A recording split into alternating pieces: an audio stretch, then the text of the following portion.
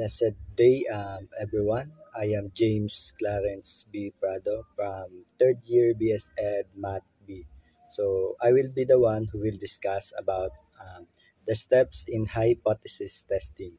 So we have a four steps in hypothesis testing. So first, we have the state the hypothesis. This step involves defining what we're trying to test.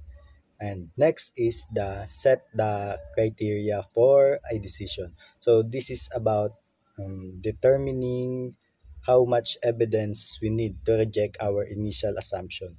And next is compute the test statistic.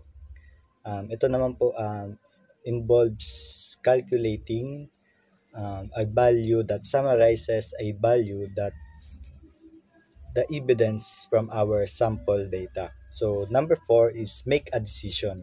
So based on a statistic, we decide whether to support or reject our initial assumption. So let us focus first on the step one, which is the state the hypothesis. So we begin by stating the value of a population mean in a null hypothesis, which we presume is true. For the children watching TV, example, we state the null hypothesis that children in the United States watch an average of 3 hours of TV per week. This is a starting point so that we can decide whether this is likely to be true, similar to the presumption of innocence in a courtroom.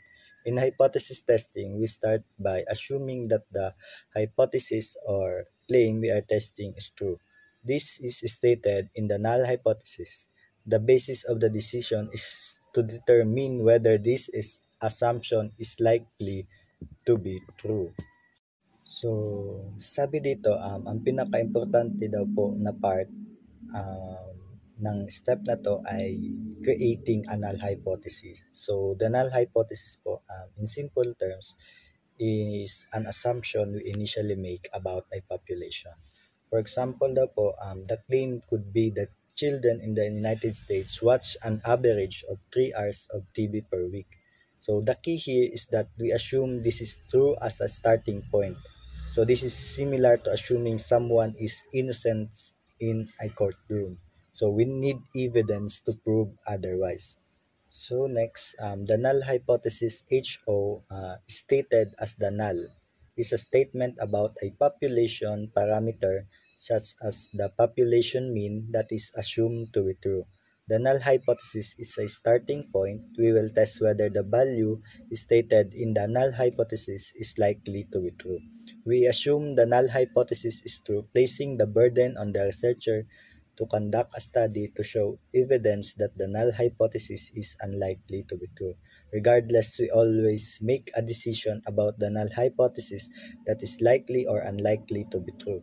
The alternative hypothesis is needed for the step 2. An alternative hypothesis H1 is a statement that directly contradicts a null hypothesis by stating that the actual value of a population parameter is less than, greater than, or not equal to the value stated in the null hypothesis.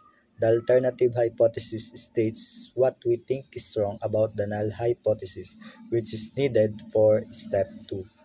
So sabi dito, the null hypothesis HO is the statement starting with the assumption we're testing. So an alternative hypothesis, yung H1, is what we believe to be true if the null hypothesis ay false or hindi daw po totoo. It directly contradicts the null hypothesis.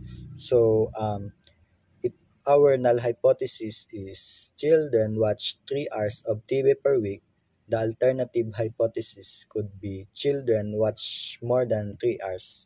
So children watch less than 3 hours or children watch a different amount than 3 hours. So we need an alternative hypothesis sa susunod po na step. So next step is step 2, set the criteria for a decision. So to set the criteria for a decision, we state the level of significance for a test. The level of significance, the probability of a false rejection of the null hypothesis in a statistical test, also called significance level.